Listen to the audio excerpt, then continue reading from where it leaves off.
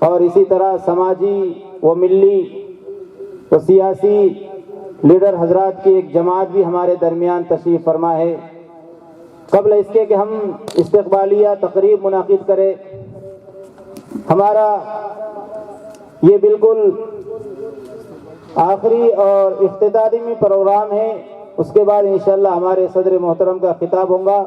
قبل اس کے کہ ہمارے صدر محترم کا خطاب ہو، ہمارے درمیان ایک اور خطیب بے بدل جن کو میں زحمت سخن دینے جا رہا ہوں، جو اپنی سحر بیانی اور اسلوب خطابت سے طبیعتوں کو تیار کرتے ہیں، دماغوں کو آواز دیتے ہیں، دلوں کو گرماتے اور قدموں کو دوڑا دیتے ہیں، جو اپنی تقریر کے ذریعے ذہنوں پر فرما روائی کرتے ہیں۔ پھر آپ انہیں آج کے میقات اجلاس کا پیر مغاں خیال کیجئے، جو آج اپنے پیمانوں کی گردش سے تشنہ کاموں کی پیاس بجھائیں گے، کیونکہ جہاں ان کا رشتہ پبلک و پالیٹکس سے ہے، وہی قرآن اور حدیث، تاریخ و سیر اور شریعت و طریقت کا وہ داستان گو بھی ہے۔ وہ خطیبانہ انداز میں کتابوں کو بولتے ہیں، تاریخوں کو کھولتے ہیں، اور جب یہ بولتے ہیں تو برملا بولتے ہیں، بے خوف و ملال بولتے ہیں۔ ان کی خطابت ایک دعوت ہے، ان کا بیان ایک تبلیغ ہے، ان کی تقریر ایک نصیحت ہے، ان کی آواز میں نفاست اور لہجے میں تمازت ہے، جن کے ذریعے وہ سامعین کے دلوں کو گنچوں کی طرح کھلا دیتے ہیں۔ اور ان کا ایک کمال یہ بھی ہے کہ وہ الفاظ و مطالب کی آمیختگی سے طبیعتوں میں سرور پیدا کر دیتے ہیں۔ جی ہاں، دنیا اسے خطیب دورہ اور مقرر شعلہ بیاں جانتی ہے، جس سے میری مراد جناب MD طیب صاحب ہے۔ میں موصوف سے ادباً گزارش کرتا ہوں کہ حضرت آئے اور ہم تمام سامعین کو اپنے زرعی خطاب سے اس موقع کے اوسر پر بہترین زرعی خطاب سے نوازے۔ محمد MD طیب صاحب ڈائز پر۔ السلام علیکم ورحمۃ اللہ وبرکاتہ۔ رب اشرح لی صدری ویسر لی امری واحلل عقدۃ من لسانی یفقہوا قولی۔ شہ نشین پہ تشریف فرما صدر مجلس اور اس درسگاہ کے ناظم و دیگر ذمہ داران، مہمانان اور اس بستی سے، اس شہر سے تعلق رکھنے والے میرے ہم وطنی بھائی، جس مناسبت سے آج ہم لوگ یہاں جمع ہوئے ہیں، یہ یوم جمہوریہ کی مناسبت ہے، اور ہم ایک روز پہلے اس جشن کا آغاز کر رہے ہیں۔ یہ بات حقیقت ہے کہ جشن ایک دن میں مکمل نہیں ہو سکتا، اسی لیے اس مدرسہ حاضہ کے اساتذہ نے، ذمہ داران نے کہیں نہ کہیں مجھے لگا کہ یہ سوچا ہے کہ جشن کو بڑھایا جائے، جشن کو 2 روزہ کیا جائے، اور میں اس کاوش کے لیے، اس کوشش کے لیے، اس جدوجہد کے لیے ان تمام ذمہ داران کو مبارکباد دیتا ہوں۔ ساتھ ہی ساتھ جن طلباء نے اپنے خطابات کیے، چاہے وہ انگریزی زبان کے ہو، اردو زبان کے ہو، مراٹھی زبان کے ہو، میں نہیں سمجھتا کہ ان سے بہتر اور کوئی ان تقاریر کو کر سکتا تھا جو ان طلباء نے کی ہے۔ میں ان تمام طلباء کو مبارکباد دیتا ہوں، میں ان کے والدین کو، میں ان کے اساتذہ کو، میں ان کے استادوں کو مبارکباد دیتا ہوں کہ ان کو اگرچہ ہیرے ملے ہیں تو انہوں نے بھی اچھے سے تراشنے کا کام کیا ہے، وگرنہ کوئلے کی کھان میں ہیرا تلاش کرنا ایک اور بات، اس ہیرے کو تراشنا ایک اور بات۔ اسی طرح ملک عزیز ہندوستان کی ہم آزادی مناتے ہیں، لیکن ایک بات ہم کو سمجھنی چاہیے کہ آزادی ایک الگ شے ہے، جمہوریت ایک الگ شے ہے۔ آزادی ایک الگ شے ہے، جمہوریت ایک الگ شے ہے۔ جمہوریت ہم کو جو ہے تو جینے کا سلیقہ سکھاتی ہے، جمہوریت یہ ہم کو احساس دلاتی ہے کہ اب ہم حقیقت میں آزاد ہیں۔ جب ہمارا ملک ہو تب ہمارا قانون بھی ہو. جب قانون بھی ہمارا ہو, ملک بھی ہمارا ہو, سرحدیں بھی ہماری ہو, اس میں کھڑے رہنے والے جوان بھی ہمارے ہو, حاکم بھی ہمارے ہو, یہاں پر چلنے والے مدارس بھی ہمارے ہو, مکاتب بھی ہمارے ہو, اسکول بھی ہمارے ہو, درگاہیں بھی ہماری ہو, مساجد بھی ہماری ہو, مندریں بھی ہماری ہو, چرچ بھی ہمارے ہو, گرودوارے بھی ہمارے ہو, تب جا کر لگتا ہے کہ یہ ایک آزاد ملک ہے, اور اس آزاد ملک کے اندر ہم اور آپ آزادی سے سانس لے رہے ہیں.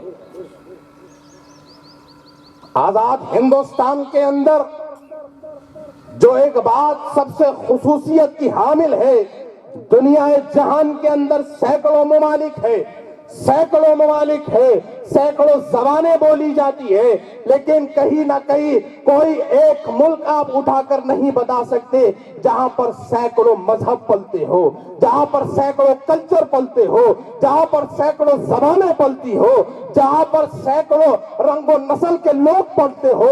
ایک واحد یہ ملک ہمارا ہے, ملک عزیز ہندوستان ہے, جہاں پر الگ الگ زبانوں کے بولنے والے, جہاں پر الگ الگ مذہبوں کے ماننے والے, جہاں پر الگ الگ کلچروں کے ماننے والے, جہاں پر الگ الگ خداؤں کو ماننے والے, لیکن جب ایک ساتھ آ جاتے ہیں, جب یہ جشن جمہوریہ مناتے ہیں, جب یہ جشن آزادی مناتے ہیں, تو آپ فرق نہیں کر سکتے کہ کون مسلمان ہے, کون ہندو ہے, کون بودھ ہے, کون جین ہے, کون مراٹھا ہے. آپ فرق نہیں کر سکتے. جب آپ ان کو ایک پنڈال میں دیکھتے ہیں تو آپ ان سب کو ہندوستانی دیکھتے ہیں. ملک عزیز آزاد ہوا, قانون بنا, اور جب بھی ہم قانون کی بات کرتے ہیں, سنویدھان کی بات کرتے ہیں, یہاں پر تقریریں تمام چیز پر ہوئی. میں اس بات سے بڑا خوش ہوں کیونکہ جتنی تقریریں یہاں پر ہوئی ہے, میں کہیں نہ کہیں ہر چیز سے کنیکٹڈ رہا ہوں. جو ہے تو ہیومن رائٹس کے اوپر تقریر ہوئی, میں ورلڈ ہیومن رائٹس کاؤنسل کا جو ہے تو ڈسٹرکٹ پر اسپوک پرسن ہوں, میں ترجمان ہوں ہیومن رائٹس کاؤنسل کا. سیاست پہ بات ہوئی, میں ایک سیاسی جماعت کا رکن بھی ہوں, نام لینا بھی مناسب نہیں سمجھتا. علماء اکرام کے حوالے سے بات ہوئی, مولانا محمود مدنی صاحب کے جو ہے تو دادا جان کی بات ہوئی, مولانا حسین احمد مدنی کا نام آیا. میں جمعیت علماء ہند سے وابستگی رکھتا ہوں, میں جمعیت علماء ہند کا اس شہر اورنگ آباد اور پورے ضلع اورنگ آباد کا میڈیا انچارج ہوں. تو کہیں نہ کہیں میں ان تمام تقریروں سے ریلیٹ کر پا رہا تھا, کیونکہ یہ تمام عنوانات ہمارے ہیں, یہ تمام عنوانات ہم بولتے رہے ہیں. آئے میں سنویدھان کی بات کر رہا تھا. مسلمانوں کو سب سے زیادہ سنویدھان سے جو ہے تو محبت کیوں ہے؟ اکثر یہ دیکھا گیا ہے کہ جب بھی کوئی مسئلہ کھڑا ہوتا ہے تو مسلمان سنویدھان کو لے کر کھڑا ہوتا ہے کہ ہم چاہتے ہیں کہ اس سنویدھان کی حفاظت ہو. وجہ کیا ہے؟ وجہ کیا ہے؟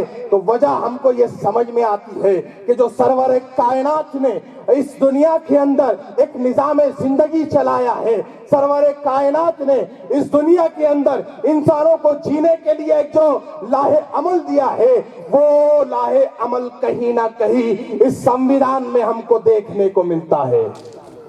اللہ کے نبی نے کہا اونچ نیچ نہیں ہوگی, بھارت کے قانون نے کہا اونچ نیچ نہیں ہوگی. اللہ کے نبی نے کہا کالے اور گورے میں فرق نہیں ہوگا, بھارت کے قانون نے کہا کالے اور گورے میں فرق نہیں ہوگا.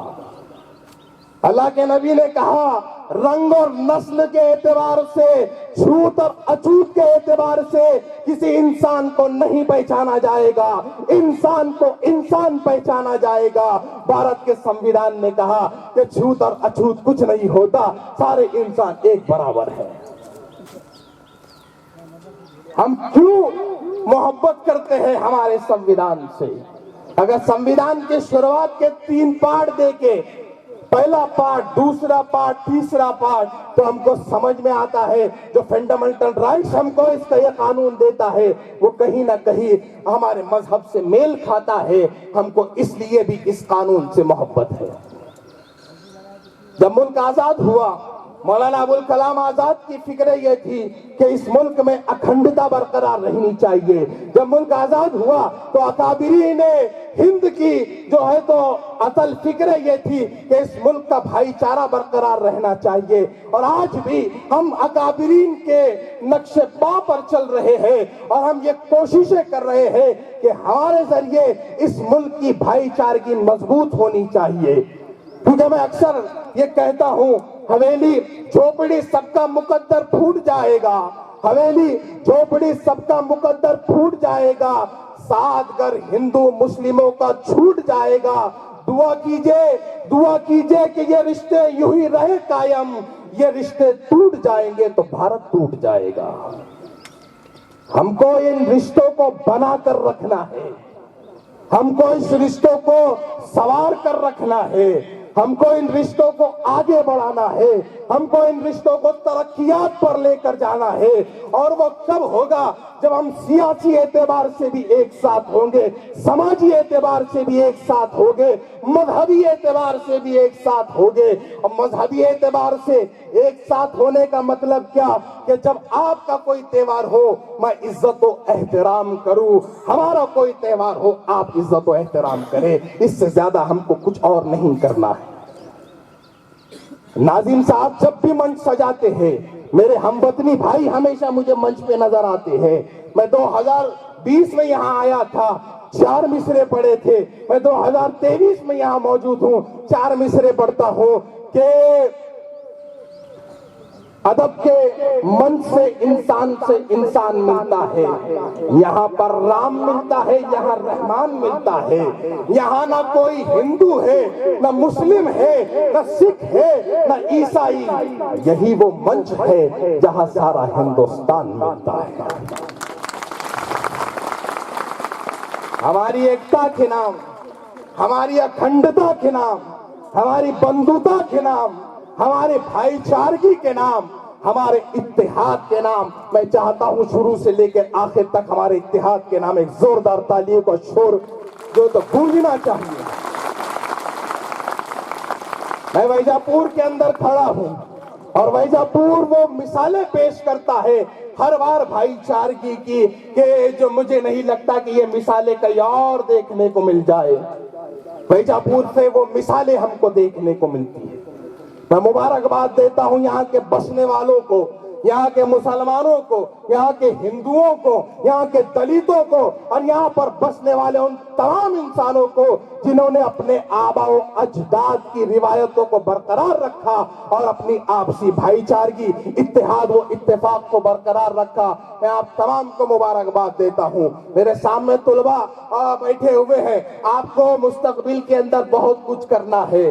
آپ اپنے اندر قائدانہ صلاحیت پیدا کریں, کیونکہ مدارس قیادتیں پیدا کرتی ہے, مدارس قیادتیں پیدا کرتی ہے. ہم یہ بھول چکے ہیں. ہم نے صرف اتنا دیکھا کہ مدرسے سے خطیب پیدا ہوگا, ہم نے اتنا دیکھا کہ مدرسے سے امام پیدا ہوگا, ہم نے صرف اتنا ہی دیکھا کہ مدرسے سے مؤذن پیدا ہوگا. میں آج آپ تمام سے یہ کہتا چلوں کہ مدرسے قیادتیں پیدا کرتے ہیں اور آپ قائدانہ صلاحیتوں کو اپنے اندر پیدا کریں.